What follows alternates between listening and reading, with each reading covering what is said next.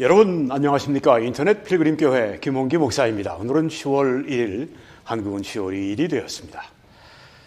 네, 천국이냐 지옥이냐 사람이 택할 수 있다. 이런 주장이 성경적일까요? 이런 제목으로 오늘 말씀을 전하겠습니다. 네, 지난번에 이어서 오늘 두 번째 말씀을 전하는데요. 천국과 지옥은 사람이 선택하기에 따라서 결정이 된다. 이렇게 주장을 하는 그런 신학적인 그런 한 그룹이 있습니다. 네, 알미니안주의라고 이렇게 여러분에게 말씀드렸습니다. 혹은 인클루시비즘이라고 하는 용어도 쓸 수 있습니다. 포용주의다. 그런 것도. 네, 여러분들이 이제 이 단어의 의미를 곧 이해를 하시게 됩니다. 자, 먼저 우리 구원의 황금사슬을 다시 한번 보겠습니다. 하나님이 미리 아신 자들 또한 그 아들의 형상을 담도록 미리 정하셨다고 했습니다. 네, 미리 아신 자들을 그 아들의 형상을 담는 구원을 위해 미리 정하셨다.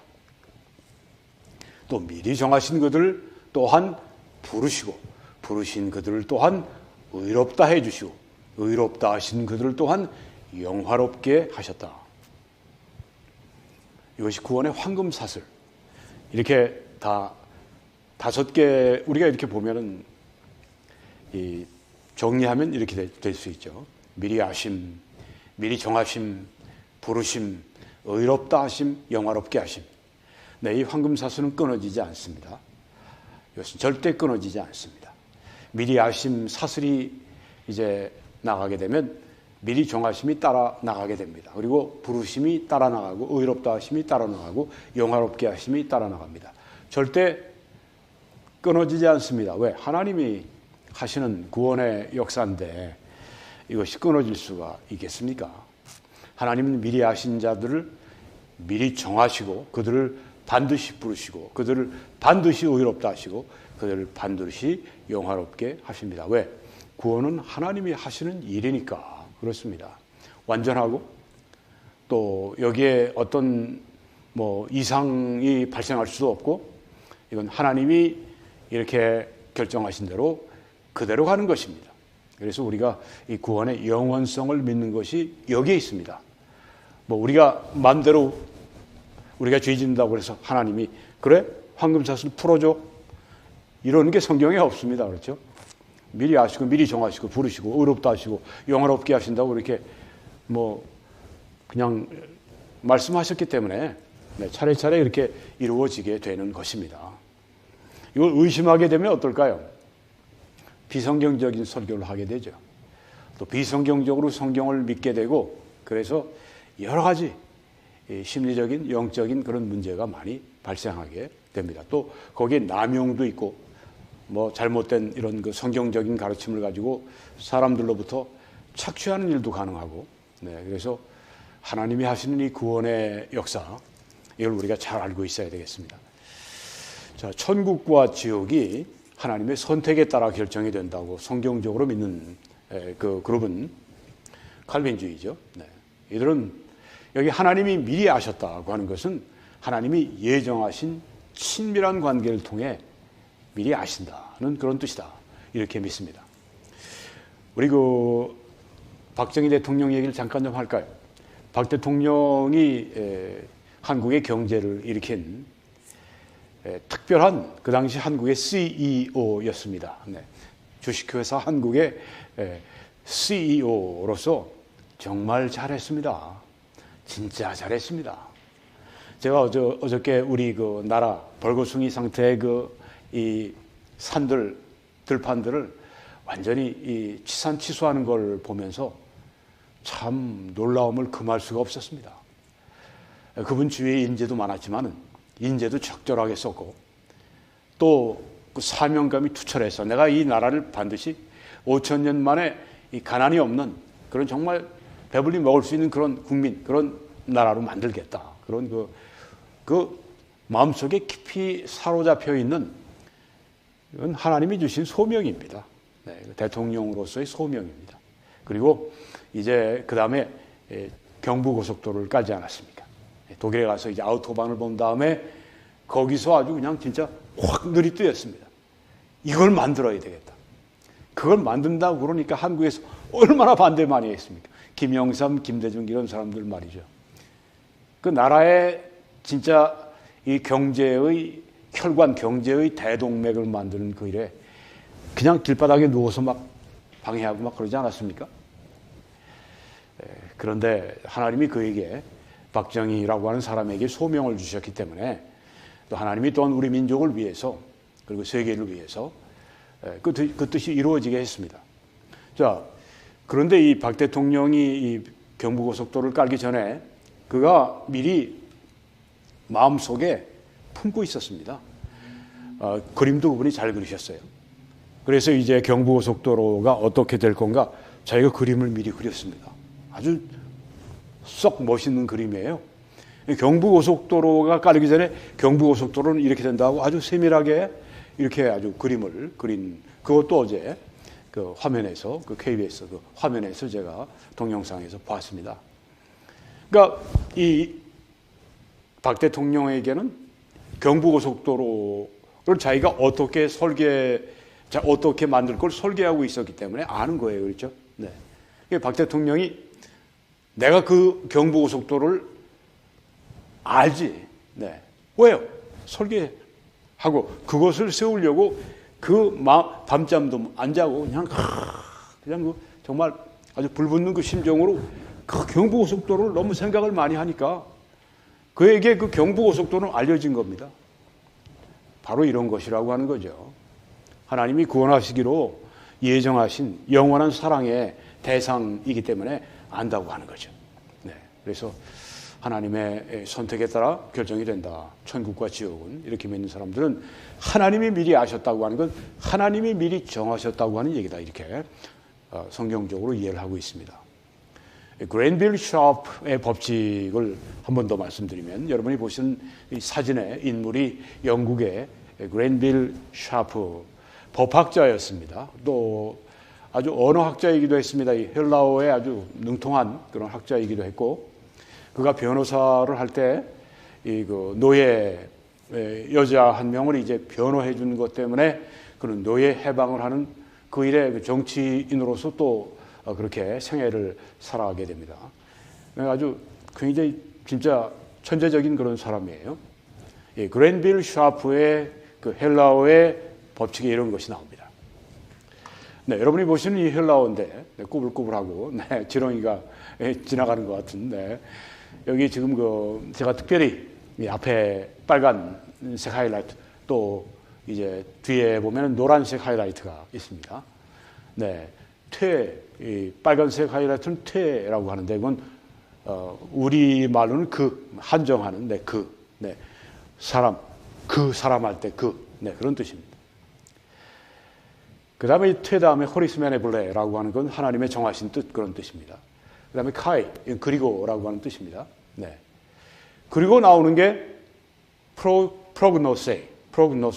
네. 이 단어는 미리 아신다는 뜻이에요. 자, 이런 식으로 이제 문장이 구성이 되어 있습니다.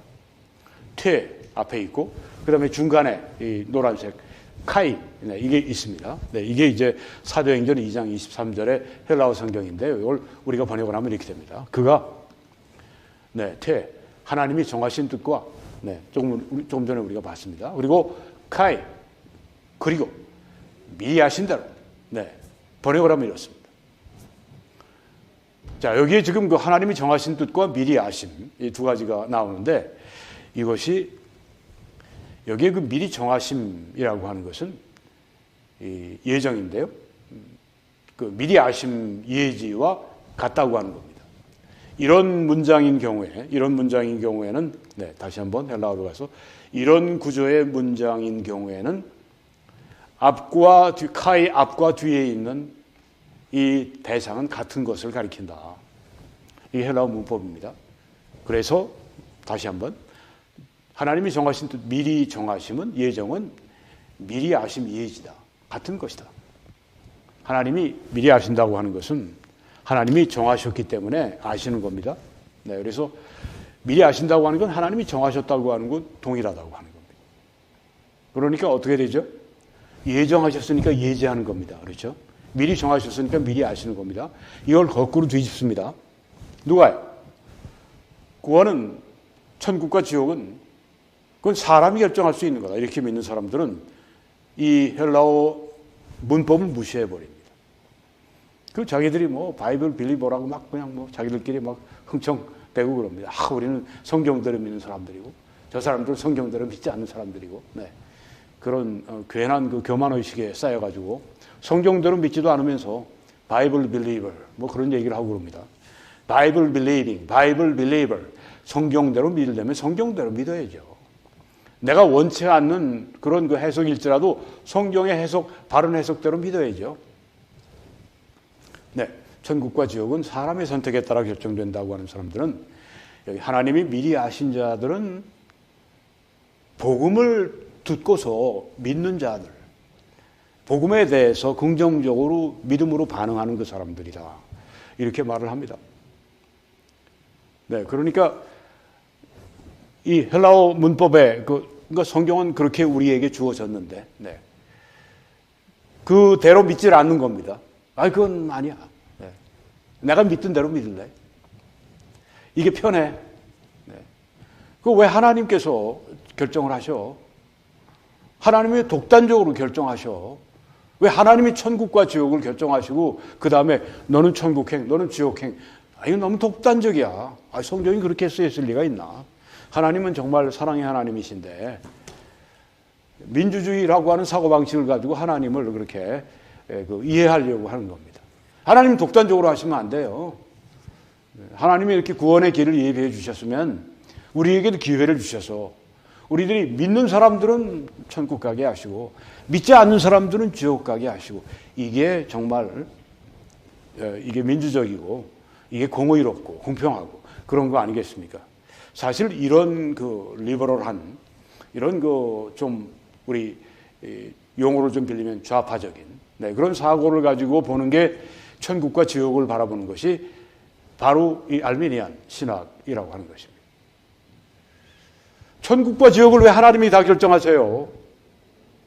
우리가 인간들이 살 곳인데 인간들이 결정해야 되지 않겠어요? 인간들에게 기회를 주셔야 되지 않겠어요?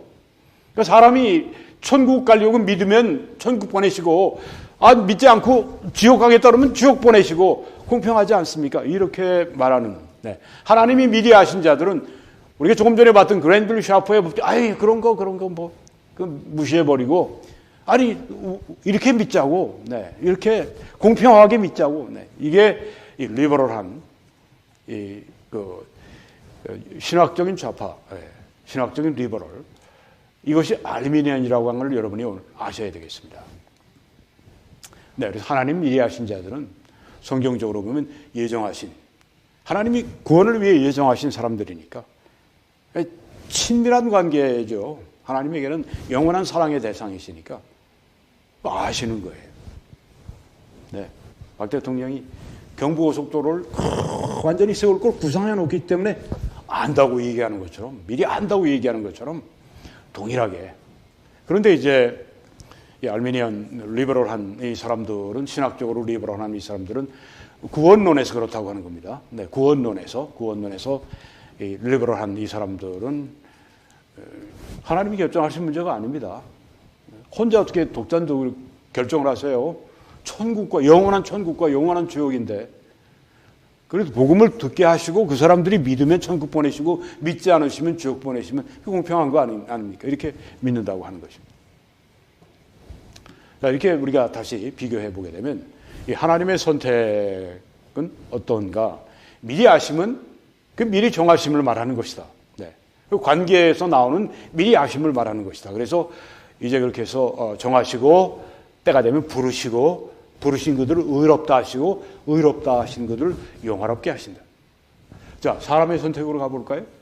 사람은 미리 아신다고 할 때 그건 하나님의 그런 결정이 아니라 그건 우리의 믿음의 결정입니다. 네. 우리가 믿으면, 네, 그걸 하나님이 믿는 사람은 미리 아신다. 믿을지 안 믿을지 하나님이 전지하신 분이니까 아시고 정하신다. 이렇게 보는 겁니다.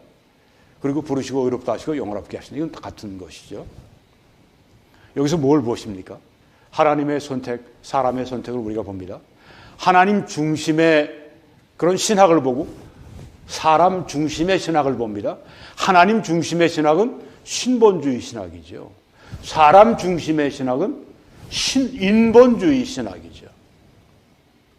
하나님의 선택이니까 우리는 여기에서 엑스클루시비즘이라고 얘기를 할 수 있습니다.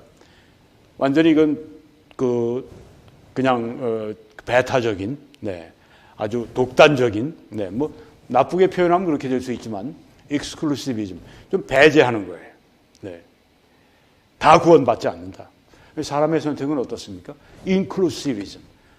믿는 사람들은 다 그렇게 해 주셔야죠. 여러분, 믿음으로 천국 간다.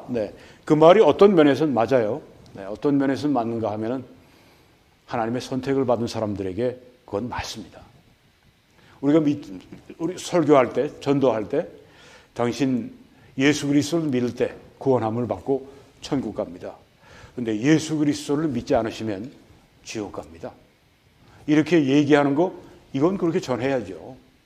전하는데 거기에서 믿는 사람들은 이미 하나님의 선택을 받았기 때문에 믿을 수 있는 그런 자리에 이르게 된다고 하는 것입니다.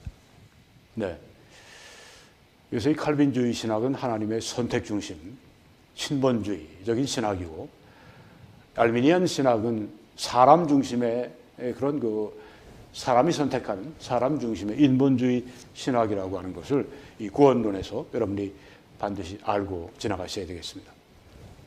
자, 여기 하나님이 미리 아신 자들은, 복음을 듣고 믿는 자들은 이제 뭐 그렇다 하는데, 그럼 복음을 한 번도 듣지 못한 자들은 어떻게 되느냐? 복음을 듣고 믿는 자는 하나님 미리 아신 자들이고, 그들은 구원을 위해 예정하시고, 그들은 또 하나님이 부르시고, 그들은 또 그렇게 의롭다 하시고 영원롭게 하시는데, 복음을 한 번도 듣지 못하고 죽은 사람들은 어떻게 되느냐? 그 사람들은 믿을 수 있는 기회도 없었다. 그러면 공정하지 않지 생각을 하는 겁니다. 항상 인간의 공정, 인간의 공의의 의식을 가지고 하나님은 이렇게 하셔야 됩니다.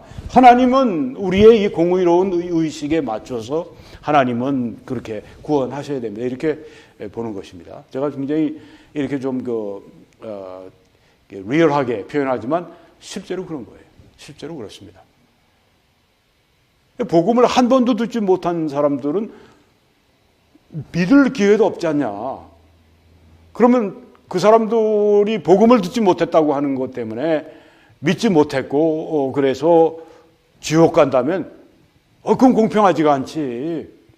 이렇게 생각을 하는 겁니다.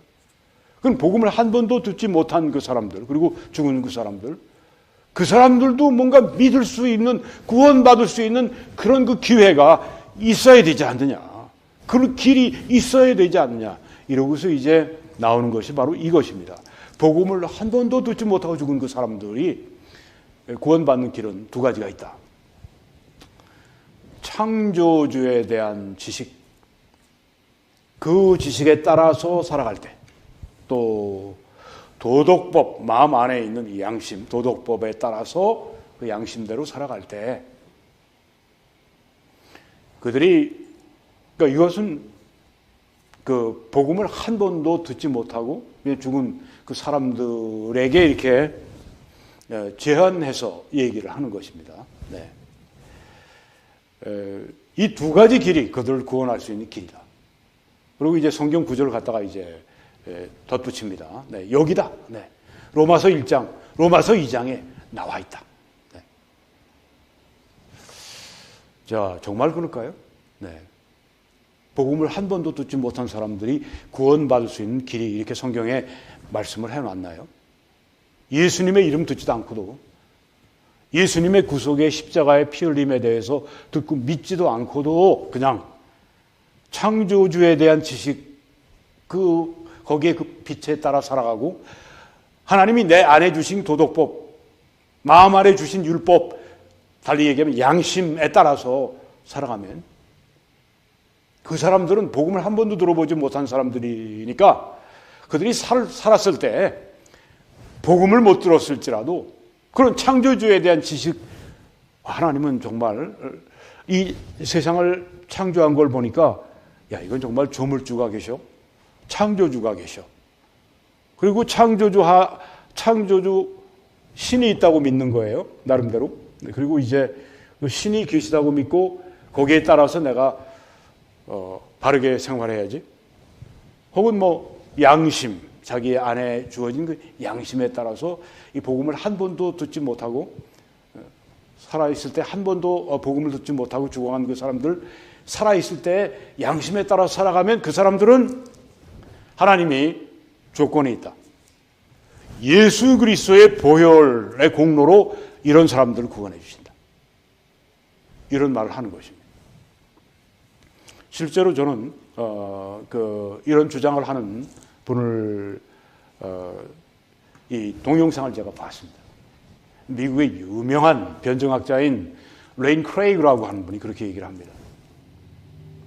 복음을 한 번도 듣지 못했다. 그리고 죽었다. 근데 그 사람이 살아있는 동안에 이런 창조를 볼 때, 야, 창조주는 살아계셔. 그리고 그 빛에 따라서 살아갔다. 그럼 그 사람은 예수 그리스도의 보혈의 공로로 구원받는다. 그러니까 어떤 분이 있다가 문을 팡 박차고 나가는 소리가 들렸습니다. 그런데 예의 바르게 여 안에 오셔서 들어주셔서 감사합니다. 그렇게 얘기를 하는데 공허한 땡큐죠. 네, 예수 그리스도를 듣고 믿지 않아도 구원받을 수 있다. 그냥 하나님이 주신 이 창조주에 대한 이런 창조물을 통해 창조주를 알고 그 창조주의 뜻대로 살아가야지 이러면 된다는 거예요. 자, 그러면 좀 더 여기에 대해서 우리가 생각해 보기 위해서 하나님의 계시가요, 두 가지 계시가 있습니다. 일반 계시, 특별 계시. 일반 계시는 창조를 통해 하나님이 우리에게 하나님이 살아계신 보여주시는 겁니다. 그 능력과 신성이 그 만드신 만물에 분명히 보여 알게 된다고 했습니다. 그 하나님을 보여주시는 그 일반 계시, 창조. 그리고 역사를 통해서 하나님께서 우리에게 하나님의 뜻을 계시해 주시는 것입니다. 역사를 보게 되면 그래도 선이 이겨, 악을 이겨. 그러면서 이제 그 신이 살아있어. 뭐 이렇게 주장하는 사람들이 있습니다. 제가 요새 우리 6.25 전쟁 역사라든가 건국 역사에 대해서 말씀드리면서 하나님의 뜻, 하나님의 계획을, 하나님의 섭리에 대해서 말씀드렸습니다. 왜 그렇습니까? 역사를 통해 그건 하나님이 우리에게 하나님의 살아계심을 보여주시는 일반 계시이기 때문에 그렇습니다. 윤석열 정부가 생기기 전까지 그 문정부가 있는 동안에 얼마나 위기의식을 느꼈습니까? 이러다 정말 나라가 망하는 게 아닌가. 이게 정말 공산화가 되지 않는가까지, 네, 그렇게까지 위기의식을 느꼈던 분들이 많이 있습니다. 그런데 윤 정부로 바뀌고 지금 아주 방향이 완전히 다른 방향으로 가는 것을 보면서 야, 하나님은 정말 우리 한민족에 대한, 한국에 대한 그런 놀라운 계획이 있으셔. 하나님은 우리를 여전히 축복하시고 우리를 세계 역사를 위해 사용하실 거야. 이런 하나님의 역사하시는 걸 통해 하나님의 뜻을 우리가 알게 되는 거죠. 계시, 하나님 보여주시는 겁니다. 계시는 커튼을 열어서 보여주는 것인데 그 계시가 역사를 통해서 오게 됩니다. 그래서 제가 역사를 통해서 여러분들에게 하나님의 뜻을 말씀드리는 이유가 거기 있습니다. 그리고 양심이 또한 일반 계시가 된다고 하는 겁니다.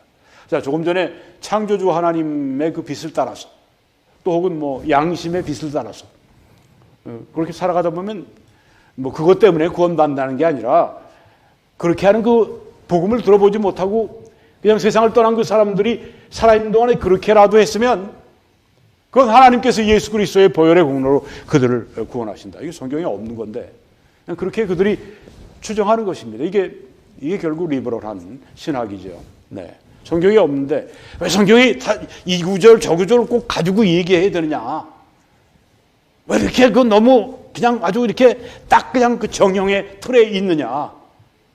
사람들을 위해서 더 많은 조금 더 그 복음 듣지 못하고 그냥 그렇게 그 사망한 그 사람들이 구원받을 수 있는 길을 우리가 이렇게 좀 이 성경을 가지고 응용을 해서 이렇게 좀 그들이 구원받을 수 있도록 해주면 좋지 않느냐? 왜 소수만 구원받는다고 얘기를 하느냐? 너희들은 왜 소수의 그 기업가나 뭐 돈 많은 사람들, 그 사람들만을 위해서 그렇게 보수주의자든 그러냐? 보수주의는 사실상 그렇게 하는 이유는 그 부자들이 자본 가진 사람들이 정보와 기술력과 시설과 이런 모든 걸 가진 사람들이 그렇게 자기들이 신나게 그렇게 돈을 벌게 해줘야 일자리가 생겨나고 그래서 사람들이 또 많이 일자리를 얻고 또 나라가 그래서 이 경제가 융성해지고 그런 건데 너희들은 왜 소수만 구원받는다고 그래? 같은 겁니다. 좀 다수의 사람들이 더 구원받을 수 있도록 하는 게 좋지 않겠어? 그러니까 완전히 구원론 좌파라고 하는 말씀드리는 이유가 여기 있는 겁니다. 네. 성경이 분명히 없지만 그들이 얘기합니다. 분명히 보이지는 않아도 그 하나님이 사랑이신데 그 하나님의 사랑을 볼 때 이렇게 우리가 생각할 수 있지 않냐 이런 겁니다. 네. 너희들은 왜 그렇게 보수주의 아주 그렇게 좋아하는 사람들은 칼빈주의자들은 성경을 왜 그렇게 아주 그냥 옴쭉달싹 못하게 그렇게 그냥 소수만 일부만 구원받는다고 그래. 이런 심정입니다. 좀 더 나가세요. 특별 계시는 이제 성경과 예수 그리스도를 말하죠. 네. 하나님의 계시는 사건을 통해서 말을 통해서 주어지게 됩니다.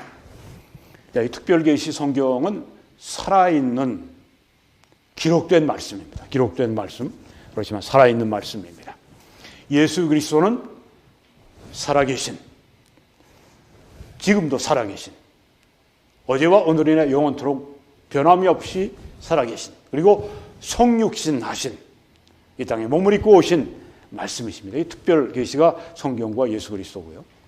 일반 계시는 이제 아까 말씀드린 것처럼 창조가 있습니다. 역사가 있습니다. 거기엔 또 양심이 있습니다. 근데 이 일반 계시가 구원을 주지는 않아요. 구원을 주지 않습니다.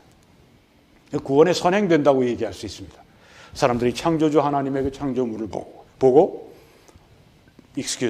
창조주 하나님에 대해 생각하면서 그에 대해서 들을 때 그분이 구원하시는 그 계획을 우리가 복음을 얘기할 때 마음이 열려서 믿을 수 있도록 해주는 그 선행하는 그런 것으로 볼 수 있습니다. 일반 계시는 하나님에 관해서 특정한 진리와 본질을 계시하는 그런 역할을 해줍니다. 그런데 구원의 복음을 우리에게 주진 않아요. 근데 일반 계시를 가지고 창조, 또 뭐 양심, 도덕법, 뭐 양심 이런 것들을 가지고 일반 계시를 가지고 구원받을 수 있다 이렇게 보는 거예요. 이 성경에 없는 것입니다. 자, 복음을 한 번도 듣지 못한 사람을 위한 구원의 길 가운데 창조주에 대한 지식에 대해서 이렇게 로마서가 말씀합니다. 이는 하나님에 대해 알만한 것이 그들 속에 보임이라. 하나님께서 이를 그들에게 보이셨느니라. 창세로부터 그의 보이지 아니하는 것들 곧 그의 영원하신 능력과 신성이 그건 보이지 않아요. 하나님의 영원하신 능력과 신성은 보이지 않는데 그것이 그가 만드신 만물에 분명히 보여 알려졌나니 그러므로 그들이 변명하지 못할지니라. 네, 보이지 않는 하나님의 능력과 신성이 하나님이 만드신 그 만물을 통해 볼 때 이야 정말 창조주의 능력이 놀랍네. 이야 정말 신성하네. 정말 하나님이 계시다면 이런 걸 창조하신 분은 진짜 하나님이시네. 뭐 이런 어떤 이 사람들의 이런 마음을 일으키는 분명히 보여 알려진다. 창조주 하나님에 대해서 분명히 보여서 알려준다. 근데 그것으로 구원하시는 건 아니고 그것이 구원하는 건 아닙니다. 사람들이 구원받도록 사람들의 마음을 준비시켜 주죠. 자, 그런데 이 자연의 비세에 따라서 이렇게 살아가게 되면 어떨까요? 이런 지식이 있으면 이것으로 구원받습니까? 성경은 지식과 함께 타락하는 것을 보여줍니다. 사람이 택하는 것에 따라서 천국과 지옥이 결정난다. 네, 이런 사람들에게 있어서는 바로 이렇게 창조주 하나님에 대한 지식이 만물에 나타나서 야, 창조주 하나님 뜻대로 그래서 내가 살아가야지, 착하게 살아가야지, 양심대로 살아가야지, 이렇게 마음 먹고 사람이 그 길을 걸어가면, 그리고 하나님 앞에 하나님하고 부르짖고 하나님이 누구신지 잘 몰라도 의지하려고 그러고, 그런 사람들은, 하나님께 긍휼을 구하는 그런 사람들은 예수 그리스도의 십자가의 보혈로 그들을 하나님이 복음도 한 번도 듣지 못하고 죽은 사람들인데, 살아있는 동안에 그렇게 했으면 그 사람들 구원해 주셔야지. 그 사람들이 그렇게 이렇게 상상하는 바입니다. 근데 성경은 어떻게 말합니까? 그런 지식을 가지고 있으면 정말 그 지식에 따라서 그렇게 아주 정말 그 하나님의 뜻에 맞춰서 살아가는 삶을 살아갑니까? 성경은 이렇게 말합니다. 하나님을 알지만, 능력과 신성을 만물을 통해 알지만 어떻게 됩니까? 하나님을 영화롭게도 하지 않고 하나님을 감사하지도 않고 오히려 그 생각이 허망하여지고 미련한 마음이 어두워졌다고 말씀하지 않습니까? 이상적으로 말이죠. 네. 저 사람들 말이지, 저 죄의 수들 묶어놓지 말고 저 사람들에게 풀려나와서 살면 저 사람들이 새 사람으로 바뀔 수 있는 이런 그 좌파적 사고가 있는 거예요. 그래서 저 사람들 저렇게 만천지 만물을 통해 하나님의 능력과 신성을 봤으면 저 사람들이 바르게 살아가지 않겠어? 그리고 바르게 살아가는 그 사람들, 그리고 하나님의 긍휼을 의지하는 그 사람들, 하나님은 그 사람들 예수 그리스도 흘려주신 보혈의 공로를 그들에게도, 믿지 않지만 그들에게도 적용해 주셔서 그들을 구원하시는 게 그 하나님의 사랑과 자비가 아니겠어? 이렇게 그냥 리버럴하게 막 자기가 성경에도 없는 내용을 막 그냥 그렇게 했다가 쌓아놓는 겁니다. 근데 성경은 어떻게 말합니까? 그런 사람들이 창조주 하나님의 그 능력과 신성을 보고 이제는 창조주 하나님 뜻대로 살아가야지 이러고 살아갑니까? 아닙니다. 하나님을 알되 하나님을 영화롭게도 않고 감사하지도 않고 오히려 생각이 허망하여지고 미련한 마음이 어두워졌다고 했습니다. 그리고 스스로 지혜에 있다고 하지만 어리석게 되어서 썩어지지 아니하는 하나님의 영광을 썩어질 사람과 새와 짐승과 기어다니는 동물 모양의 우상으로 바꾸었느니라. 창조주 하나님의 그 능력과 신성을 보고 난 다음에 그것 때문에 완전히 거기에 사로잡혀서 나는 창조주 하나님의 뜻대로 살아갈 테야 하고 계속 그의 삶을 살아가는 것이 아니라, 이 동물들 지금 기어다니는 것들, 뱀이니 뭐니 뭐 쥐니 뭐 이런 것들을 다 신으로 우상으로 바꿔놓고, 이집트 가보십시오. 별별 동물들이 다 우상 신이 되어 있지 않습니까? 그렇게 사람들이 창조주 하나님의 그런 놀라운 오묘한 능력과 신성을 봐도 결국은 이렇게 된다고 하는 것입니다. 그래서요, 이 웨스트민스터 신조 10장 4조에 보게 되면 이렇게 적절하게 썼습니다. 기독교 신앙을 고백하지 않는 사람들이, 기독교 신앙을 갖지 않는 사람들이 다른 어떤 방도로, 기독교 신앙이 아니라 다른 어떤 방도로 구원받을 가능성은 훨씬 더 적다, 이렇게 얘기했습니다. 이렇게 좀 부드럽게 얘기했습니다. 네. 기독교 신앙을 고백하지 않는 사람들은 다른 어떤 방도로 결코 구원받을 수 없다, 이렇게 얘기하는 게 그게 더 정확한 얘기죠. 네. 근데 여기 지금 좀 완곡하게 표현했어요. 구원받을 가능성이 훨씬 더 적다. 네. 그리고 이렇게 말합니다. 그들은 자연의 빛에 따라, 조금 전에 그 천지 만물, 그걸 보고 창조주가 살아계시니 그 뜻대로 살아가야지. 이렇게 그들은 그 자연의 빛에 따라서 그렇게 자신의 삶을 살아가는 일에 실제는 어떤가? 결코 그렇게 성실하지 않다고 하는 겁니다. 자연의 빛에 따라가서 정말 창조주 하나님께 정말 영광 돌리고 정말 그분을 위해 살고 깨끗하게 살고 거룩하게 살고 정말 진짜 구원받을 만큼 결코 그렇게 성실하지 않다. 잘 봤습니다. 결코 그렇게 성실하지가 않아요. 복음을 한 번도 듣지 못한 사람을 위한 구원의 또 다른 길이 있죠.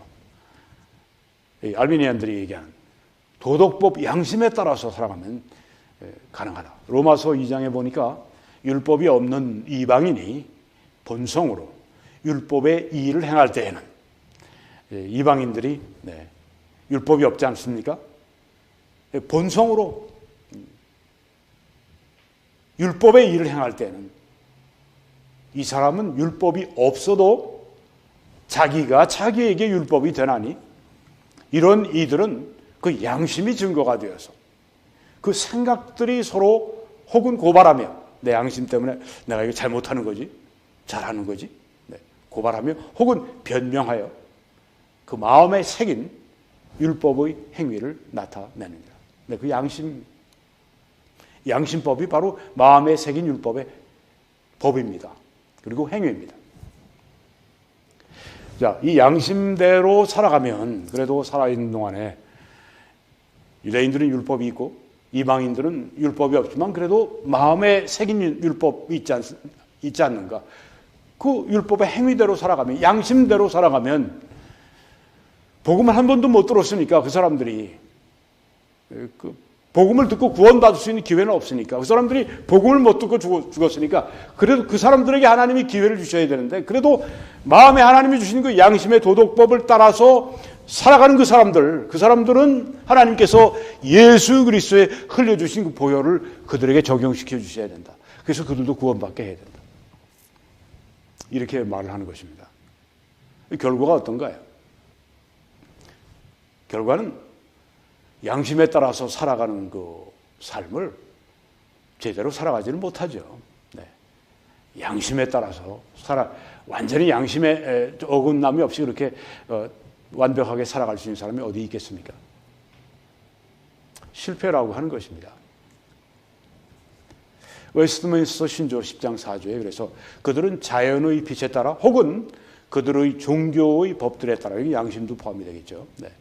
종교의 법에 따라서 이제 그것이 자기의 양심의 기준이 되는 거죠. 종교에 허용하는 것이면 의롭다 그러면 의로운 거로 내 양심에 새겨지고 의롭지 않다면 의롭지 않은 거로 새겨지는 거고. 그래서 종교의 법들에 따라 혹은 양심에 따라 자신의 삶을 살아가는 일에 결코 그렇게 성실하지 않다고 하는 겁니다.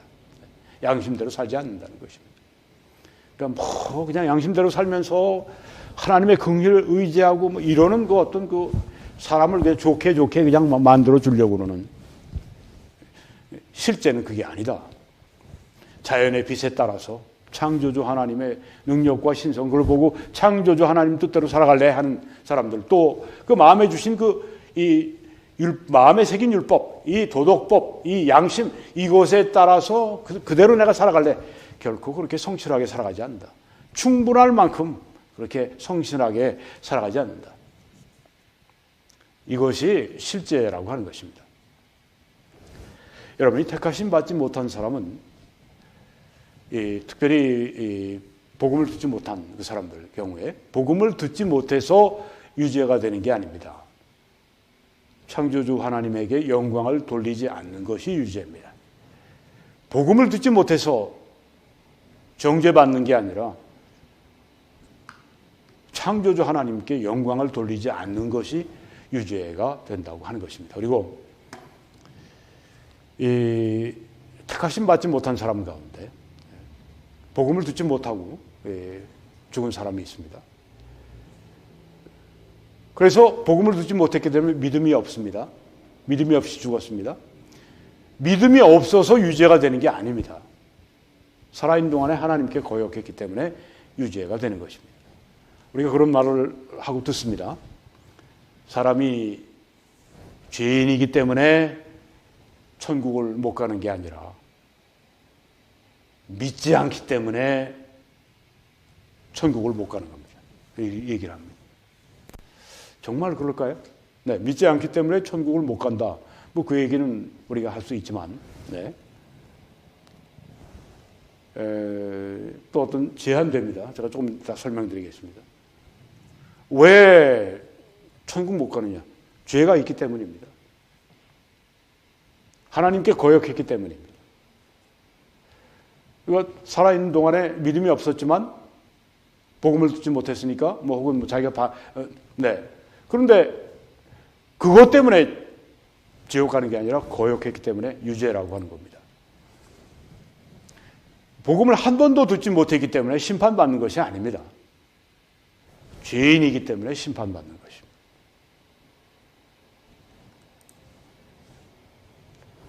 천국과 지옥은 하나님의 선택에 따라서 결정이 된다. 성경적인 관점인데요. 여기서 볼 때 택하심 받지 못한 사람 가운데서 복음을 들은 사람들이 있습니다. 그렇죠? 택하심 받지 못했지만 복음을 듣고 어느 정도 반응한 사람들이 있어요. 복음을 들을 때 어느 정도 반응합니다. 그런데 이 사람들은 결국은 믿지 못합니다. 왜요? 효과적인 부르심이 없기 때문에 그렇습니다. 일반적인 부르심 가지고는 사람이 믿을 수가 없습니다. 하나님이 효과적으로 부르셔야 그 사람이 믿을 수가 있습니다. 왜 그렇습니까? 사람이 영적으로 죽었거든요. 그래서 하나님께서 그 영혼을 살려주셔야 복음을 듣고 반응할 수가 있는데 영적으로 죽은 사람들은 복음을 들어도 믿지 못하는 겁니다. 자, 택하심 받지 못한 사람 가운데 복음을 듣지 못하고 죽은 사람이 있습니다. 근데 그 사람들이 살았을 때 복음을 들었다면 어떻게 될까요? 네, 복음을 듣지 못하고 죽었지만 가정을 해서 그 사람들이 살았을 때 복음을 들었다면 그들이 믿을까요? 안 믿을까요? 그들은 믿지 않습니다. 아니, 믿을 수가 없습니다. 왜? 하나님이 효과적으로 부르시지 않기 때문입니다. 천국 갈 수가 없는 것이죠. 이 택하심을 받은 사람들 가운데서 복음을 들은 사람이 있습니다. 효과적인 부르심을 받고 믿은 사람들이 있습니다. 대부분이 그렇겠죠. 복음을 들을 수가 없는 사람들이 있습니다. 유아들인 경우에 또 정신적으로 이제 어떤 장애가 있어서 복음을 들어도 이해가 안 되는 분들이 있습니다. 근데 이 사람은 택하심을 받은 사람들입니다. 택하심, 하나님 미리 예정하셨으면 그 다음에 효과적으로 부르시고 그 다음에 의롭다 하시고 영화롭게 하십니다. 복음을 들을 수 없는 그 사람들일지라도 또 하나님의 말씀을 그들이 이렇게 듣고 이렇게 그 효과적인 부르심을 받지 않았을지라도 이런 경우에는 이런 특수한 경우에는 하나님께서 말씀을 통해 이렇게 효과적으로 부르시지 않더라도 그들의 죽은 영혼을 중생하게 하셔서 그들을 구원하신다. 사실 이렇게 믿는 게 더 타당하지 않겠어요? 네, 타당합니다. 왜? 구원은 연결되어 있는 것이니까.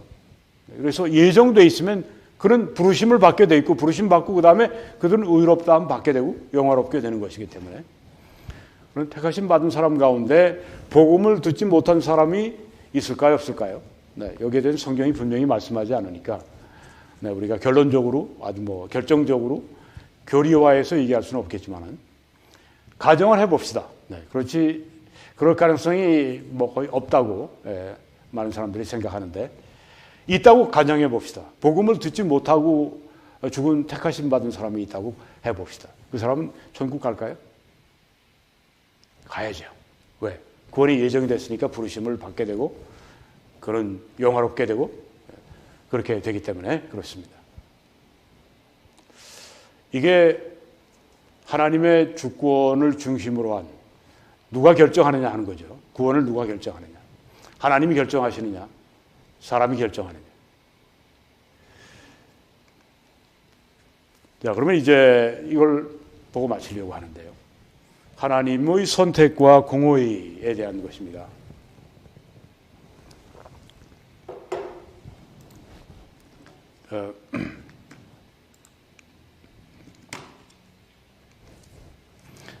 천국과 지옥은 하나님의 선택에 따라 결정된다.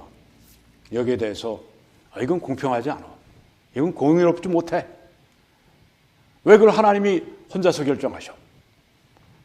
사람이 영혼을 보낼 것인데 왜 하나님 혼자 결정하셔? 안 돼.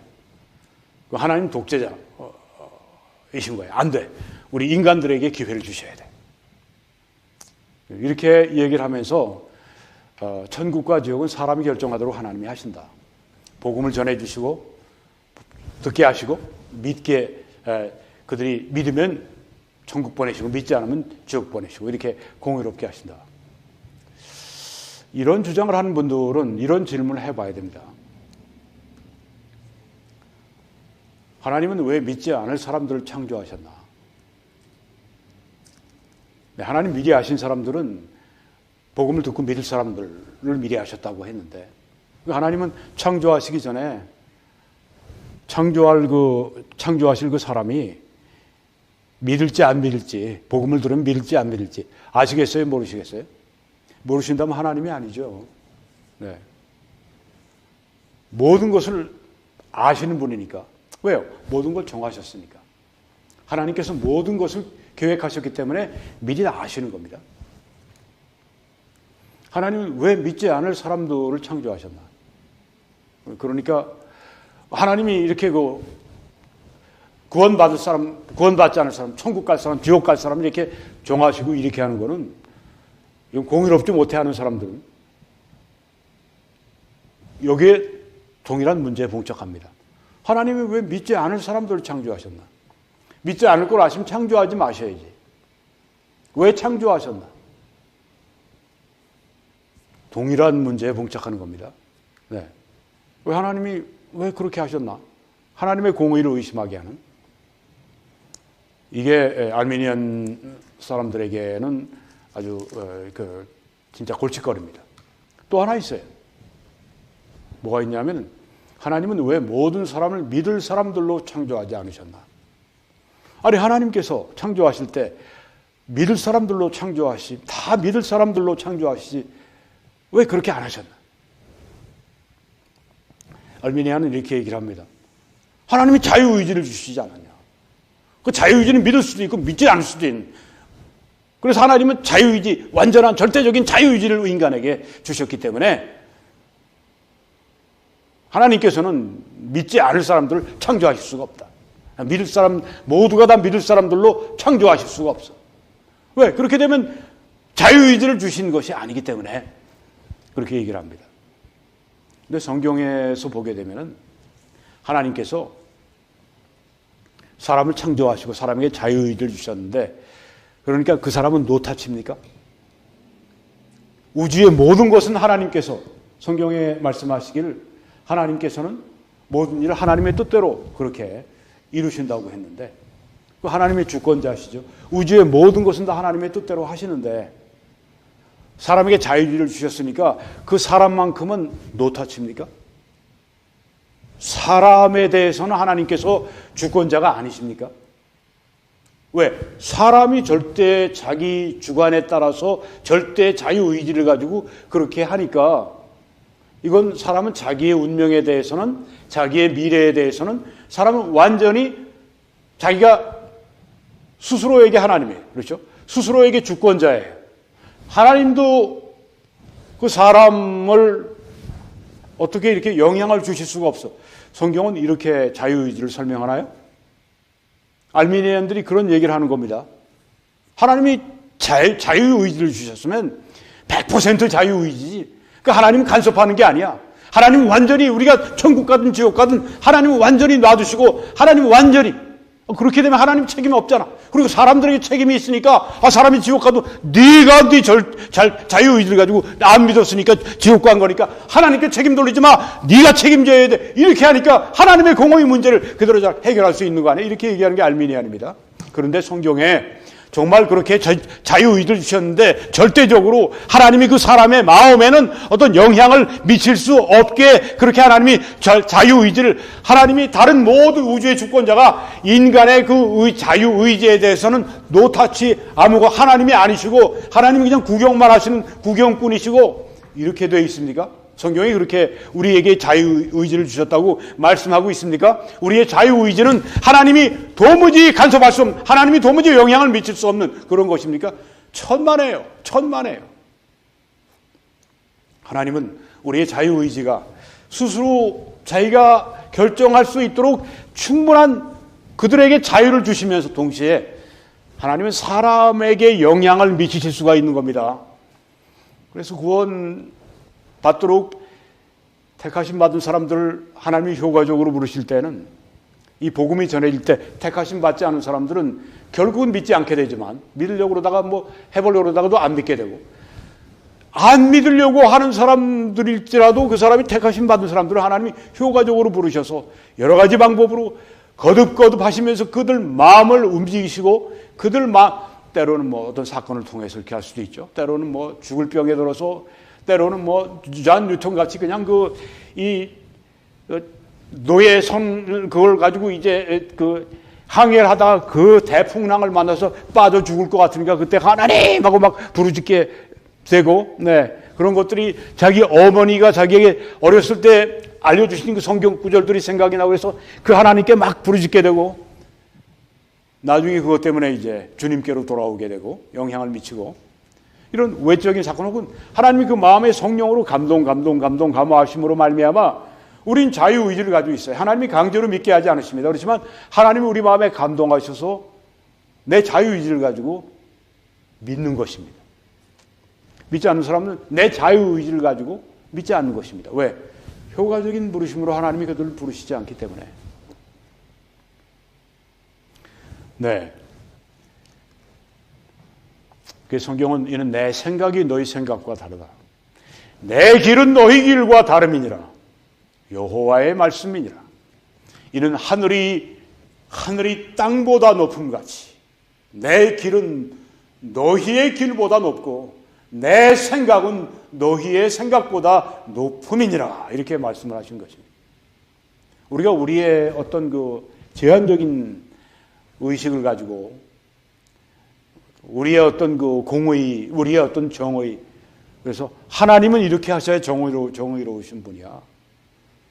우리의 생각, 우리의 길을 가지고 하나님을 우리 인간의 법정에 이렇게 불러서 하나님이 만약에 혼자다 천국 지옥을 결정하시는 그런 일을 하시면 하나님은 독재자입니다.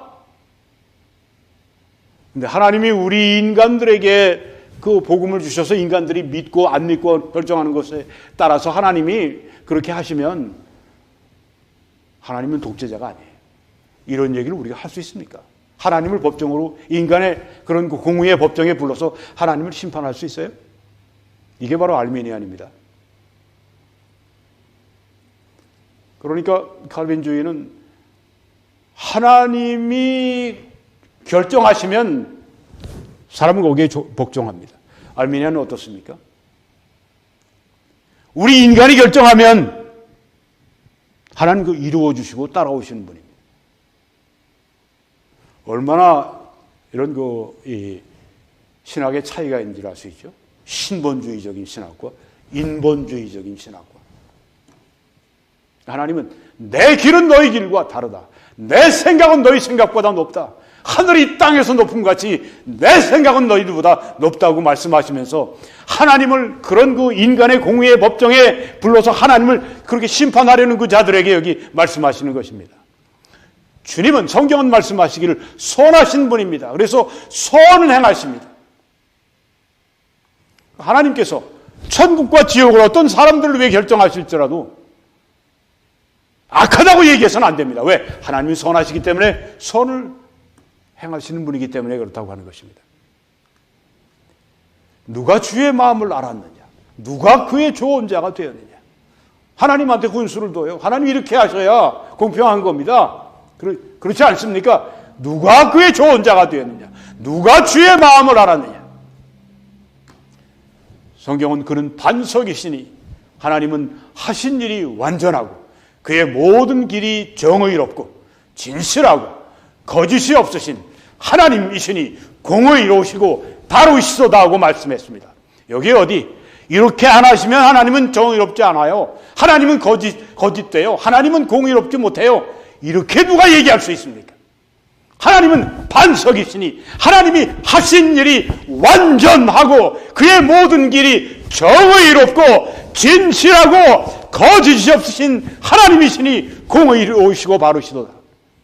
하나님 중심의 신학, 하나님이 되게 하시는 그 신학, 이걸 우리가 따라야 되지 않겠습니까? 여러분이 이 갈보리 언덕에 예수 그리스도의 흘려주신 그 십자가의 피를 여러분 생각해 보십시오. 거기에서는 하나님의 공의와 하나님의 사랑이 만나는 곳입니다.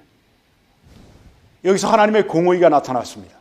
예수 그리스도를 우리 죄 때문에 대신 심판하셔서 우리의 죄에 대한 대가를 예수님께 돌리시고 믿는 우리에게 죄의 대가를 돌리지 않으시는, 그러니까 하나님은 죄를 심판하셔야 되는데 우리를 심판하지 않으시고 예수님을 심판하신, 이것은 하나님의 공의입니다. 그렇죠?